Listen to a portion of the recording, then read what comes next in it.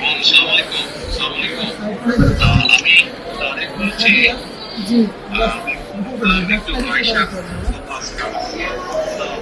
জি। আসিয়ার শরীর কেমন আছে এখন?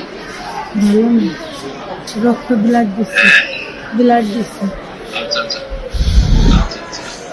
তো আমি আমাদের ওখানে যারা নেতা কর্মী বেশ কিছু নয়ন আছে, ওখানে আমি বলেছি আমাদের মাগুরায় যারা নেতা কর্মী আছে তাদেরকে আমি বলেছি যে তারা আমার পাশে থাকবেন, আসিয়ার পাশে থাকবেন, আসিয়ার ন্যায় বিচার করে আসিয়ার প্রতি যারা অন্যায় করেছে তারা যাতে শাস্তি পায়।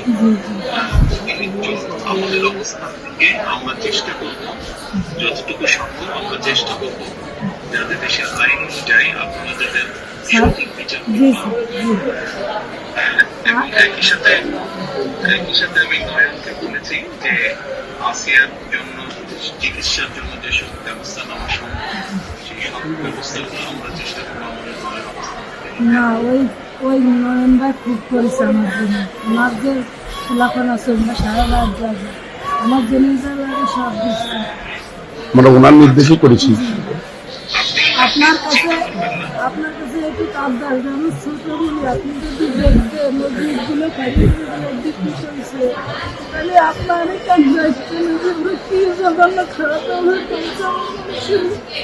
আপনার কাছে চাইতো কোনো বলছে আমার শাস্তি তো দেবেনি, আর আমার দিকে মৃত্যুত করেছে ওরা।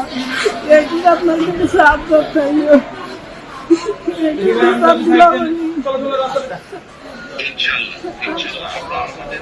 আমাদের অবস্থা থেকে আমরা চেষ্টা করবো যাতে আসিয়ার ন্যায় বিচার করবো।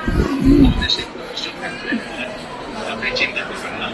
আসিয়ার চিকিৎসার জন্য যার কিছু প্রয়োজন আপনি যদি কিছু মনে করেন আমাদেরকে জানাবেন, ঠিক আছে? এটা নিয়ে টেনশন করবেন না।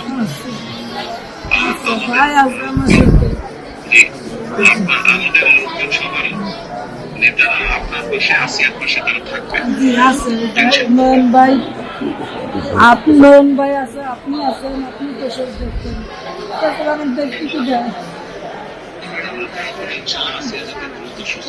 আমি তো এই দোয়াই করি যাতে আমার বুঝটা বুঝে ফেরত আসে। ইনশাআল্লাহ টেনশন করবেন না, চিন্তা করবেন না, দেশের মানুষ আপনার পাশে আছে। দেখতেছি তো আচ্ছা আচ্ছা বোন, জি দোয়া করি, দোয়া করবেন। ইনশাআল্লাহ দোয়া করি ভালো থাকবেন। জি আসসালামু আলাইকুম। জি স্যার, আসসালামু আলাইকুম স্যার। আসসালামু আলাইকুম। কার সাথে কথা বললেন?